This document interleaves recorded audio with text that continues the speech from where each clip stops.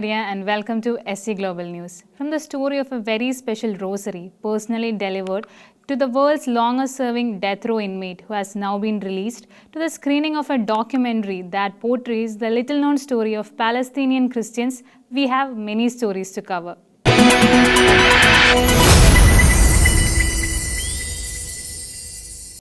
Pope Francis has once again shown his deep compassion for his flock. This week, Archbishop of Tokyo shared a moving story on social media. Pope Francis sent a rosary and a personal message to Hakamada Iwao, who spent nearly 57 years in prison for mass murder before being acquitted in 2024. The rosary was personally delivered by Cardinal to Hakamada, who found faith in prison and was baptized as a Catholic. His Holiness Pope Francis sent a rosary and a message to Hakamada Iwao, who was released from prison on 9 October 2024 after spending 57 years on death row. The rosary was personally delivered by Cardinal Tarcisio Isao Kikuchi, Archbishop of Tokyo and President of Caritas Internationalis. Hakamada Iwao, a former Japanese professional boxer, was sentenced to death in connection with the 1966 mass murder. On June 30, 1966, he extinguished a fire at the home of his employer only to discover the charred bodies of the executive, his wife, and their 2 children, all of whom had been stabbed to death. Hakamada was arrested soon after and subjected to 264 hours of interrogation over 23 days, during which police forcibly extracted a confession. Despite concerns about the validity of the evidence and the methods used to obtain his statement, a 3-judge panel found him guilty and sentenced him to death on September 11, 1968. Hakamada remained on death row for over 56 years while his sister Hideko relentlessly fought for his release and acquittal. Before his arrest, he had no religious beliefs and even expressed anger toward God in letters written as late as 1973. However, in 1982, some Japanese Catholics took an interest in his case, and their support led him closer to the Christian faith. In 1984, Father Shimura of the Archdiocese of Tokyo baptized him in prison, and Hakamada took Paul as his baptismal name.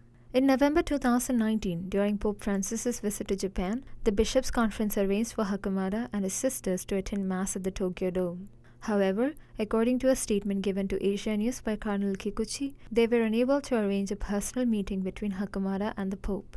5 years later, in September 2024, the Shizuoka District Court ruled that Hakamada's conviction was based on falsified evidence, leading to his acquittal. His innocence was officially confirmed in October 2024 when prosecutors waived their right to appeal.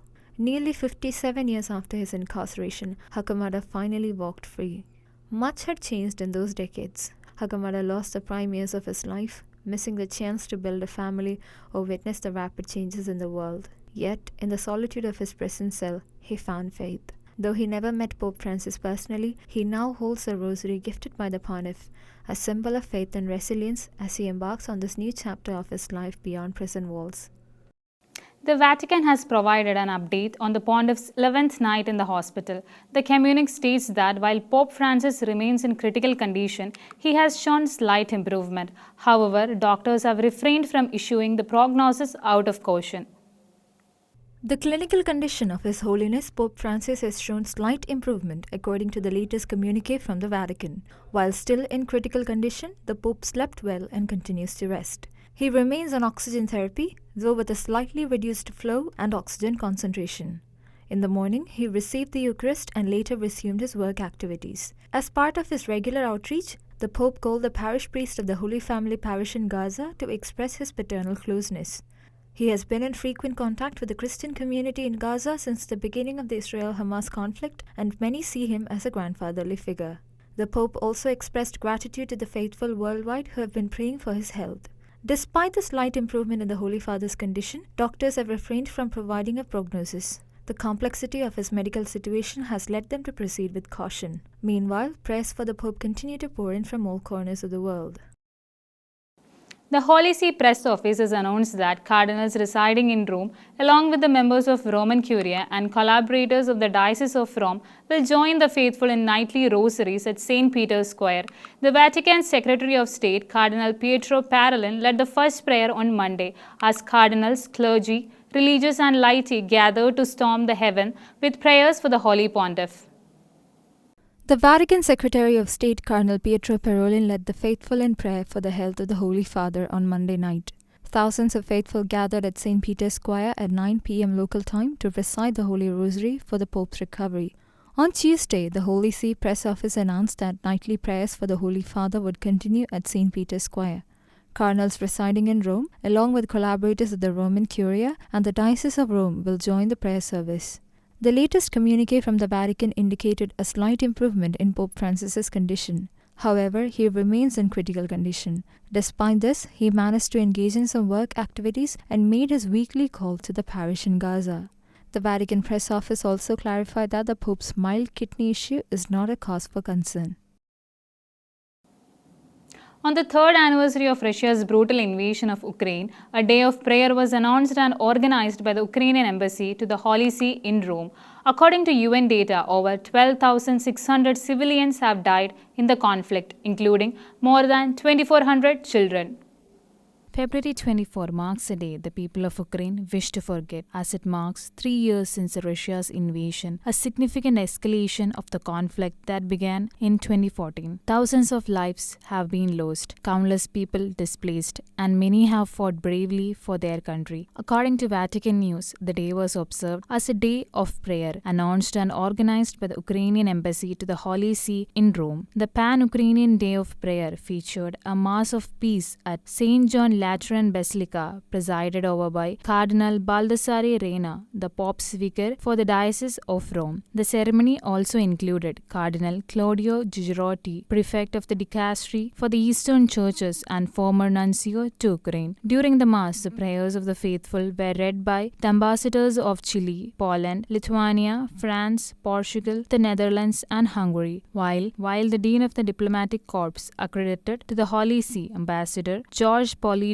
of Cyprus, read the first reading from the Book of Sirach. Although the US led crisis talks with the Russian delegation in Saudi Arabia last week, Ukrainian President Volodymyr Zelensky remains firm in stating that Ukraine does not seek any peace deal with Russia. Instead, they are demanding security guarantees as part of any agreement to end the war. Longtime U.S. Congressman and human rights advocate Representative Chris Smith will be presented with the Christi Fidelis Laici Award at this year's National Catholic Prayer Breakfast in Washington, D.C. Founded in response to Pope St. John Paul II's call for a new evangelization, the National Catholic Prayer Breakfast brings together over 1,500 faithful, including laity, religious leaders, and national figures each year. U.S. Congressman Chris Smith will be honored with Christi Fidelis Laici Award at this year's National Catholic Prayer Breakfast to be held on February 28, 2025 at Walter A. Washington Convention Center in Washington, D.C. The National Catholic Prayer Breakfast created the Christi Fidelis Laici Award in 2019 to help highlight the good works of those who serve the Church well. The prayer breakfast will begin at 7 a.m. with invocation and meal blessing, followed by the Pledge of Allegiance, recitation of the Divine Mercy Chaplet, and presentation of the award. This year's keynote speaker will be Monsignor James P. Shea. Chris Smith is serving his 22nd term as the U.S. Representative for New Jersey's 4th Congressional District. A champion of human rights, Representative Smith has authored 50 laws, including those that help children with autism and veterans and promote democracy, religious freedom, and health care. He is the most active member of Congress fighting human trafficking and child exploitation, having authored 5 of America's comprehensive anti-human trafficking laws. Smith has also served as the Executive Director of the New Jersey Right to Life Committee. The National Catholic Prayer Breakfast was established in 2004 in response to Pope St. John Paul II's call for new evangelization. Over 1,500 people, including lay and religious leaders and national figures, gather each year in Washington, D.C. to pray for the United States. Will St. Isidore of Seville Catholic Charter School be able to open a state-funded charter school in Oklahoma while teaching Catholic doctrine and requiring students to attend Mass? The U.S. Supreme Court has decided to hear arguments over this case on April 30, 2025.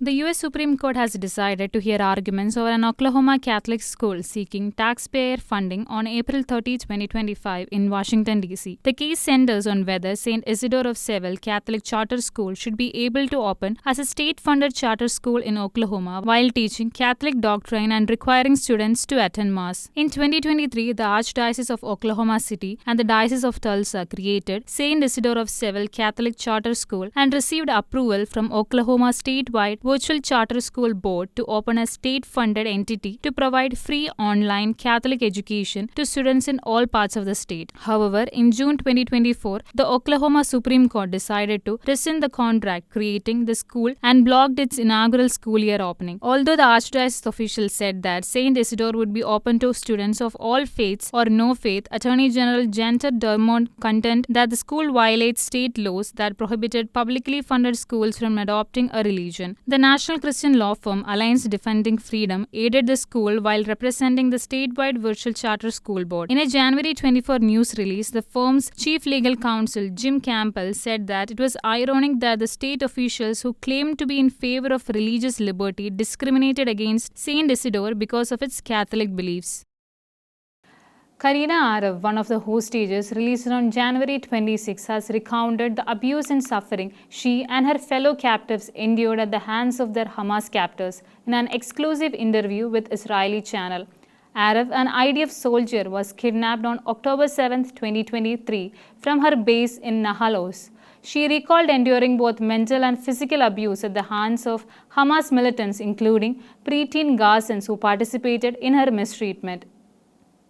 One of the hostages released on January 20th, Karina Arif, has recounted the horrors she endured at the hands of her Hamas captors during her months of captivity. In an interview with an Israeli network, Channel 12, Arif shared that she and other female hostages were subjected to hours of brutal assaults, some lasting for days. Arif, an IDF soldier, was kidnapped from the Nahal Oz base on October 7, 2023. She recalled the moment when a militant threw a grenade at the post where she and her colleagues were stationed. Her friend Lily Arbeck, who was with her at that time, managed to subdue the grenade before it exploded. As the terrorists indiscriminately massacred her fellow soldiers, Arif and her colleague played dead in an attempt to survive. However, one of the terrorists realized that she was still alive and handcuffed her, leading to the capture. Before imprisoning her in a cell inside a tunnel in the southern Gaza, her captors stole a necklace she has worn since childhood, a keepsake from her late grandmother, and ripped out parts of her hair. During her captivity, she and her fellow female hostages endured various forms of abuse and were often left starving. She recalled an incident in which local Hamas sympathizer, presumably around 10 years old, burned her torso and inflicted further pain with a lit cigarette. Arif also provided a detailed account of sexual abuse she and her fellow hostages suffered at the hands of her male captors. The assaults only ceased after she reported the abuse to one of the commanders, leading the perpetrators being reprimanded. Since her release last week, Arif has spoken to multiple media outlets, shedding light on the brutality she endured and expressing her determination to bring global awareness to the ordeal faced by the hostages. Last Friday, she joined her neighbors in taking down a banner featuring her image and a call to bring her home at Jerusalem's Kol Hanshema's synagogue, where banners of unreleased hostages remain on display.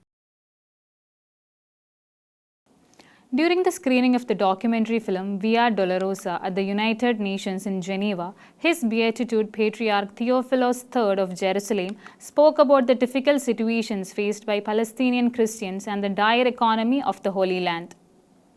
The documentary film Via Dolorosa, directed by Amira Hanania, was screened at the United Nations in Geneva on February 18. The film highlights the Christian presence in Palestine, narrated through the eyes of its Christian community, capturing moments that have shaped their history, resilience, and identity. During the screening, His Beatitude, Patriarch Theophilus III of Jerusalem, spoke about the difficult situation faced by Palestinian Christians. He remarked, quote, "We proudly commend this blessed work of Amira Hanania, the film's director, as well as the support granted by the World Council of Churches, the Permanent Observer Mission of the State of Palestine, and all the international organizations that lend their name and support," unquote. Filmmaker Amira Hanania addressed the audience before the screening, noting that this is the first documentary to tell the history of Palestinian Christianity through the eyes of Christians themselves. The documentary is a living testament to the role of Palestinian Christians in the struggle for justice and a powerful rebuttal to those who seek to erase their identity from the national and international stage. The patriarch also discussed the severe economic challenges in the region, stating that the economic situation continues to deteriorate due to the lack of pilgrims, the scarcity of jobs, and the unstable security situation in the West Bank and Jerusalem. Following the screening, the patriarch emphasized that Christians have a moral obligation to raise their voice and show the world that we are deeply concerned about the Holy Land, the holy city of Jerusalem, and its Christian character. He also raised concerns, fearing that the ancient Christian community in Gaza has now dwindled to under 600 people.